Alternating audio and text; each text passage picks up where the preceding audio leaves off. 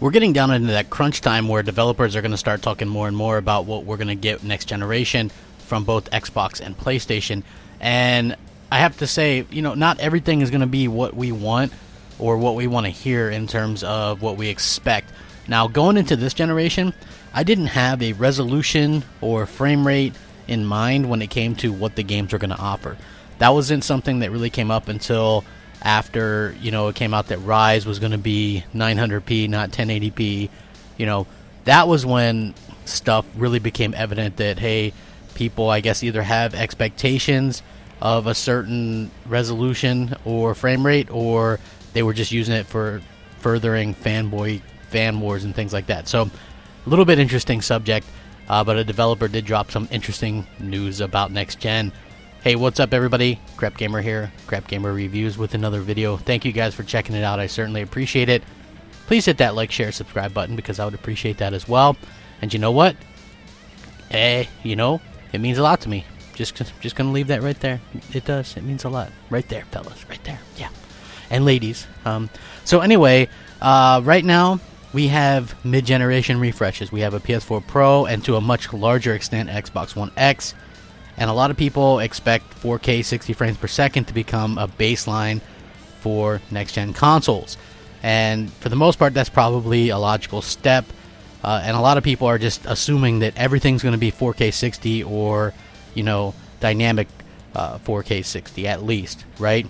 But we've heard it. I've heard it from the Don, who's been on Xbox Nation, and he does Next Podcast and some of these other shows, who is a developer himself, talk about how that's not exactly going to be the case. Not only is that probably not going to be the case, but now there's other developers, and according to this interview, which I will link in the description and you can check it out, who runs a team at a studio called Forge Studios.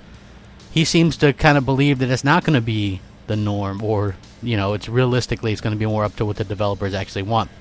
They had a chat with him, and they asked him whether they think 4K 60 is going to be what next gen is going to offer, and he says not necessarily. I think each developer is still going to decide where he wants to put the new power available. You can steer that in a higher resolution and fluidity, or you can put insane amount of visual fidelity on screen and render it at a lower resolution or a bit less fluid. Let's say that a current gen game, visually astonishing as a Naughty Dog game can be, would probably run 4K 60 with new amazing tech features added. If you want more visual fidelity than that, you're going to have to lose either FPS or resolution. So realistically, it's kind of hard to argue with that. So, like their example is a developer making a racing game might very well choose to sacrifice resolution for a higher frame rate, while a massive open world RPG would rather have higher resolutions.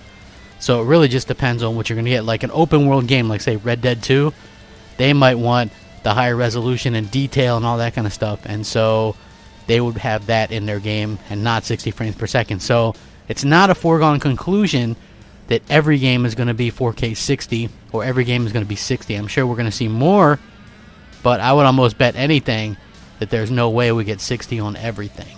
Just, it isn't going to happen. It really depends a lot, even on things like these engines that these things are running. They have to be built for such things, especially on consoles. So, and that's from the developer's mouths. That's not me. I interviewed Craig Duncan of Rare, and that's what he said. So, don't at me. Anyway, like I said, I'll link this. Let me know what you think. Rate, comment, subscribe. Thanks for watching. Rack 'em up. Crapgamer out.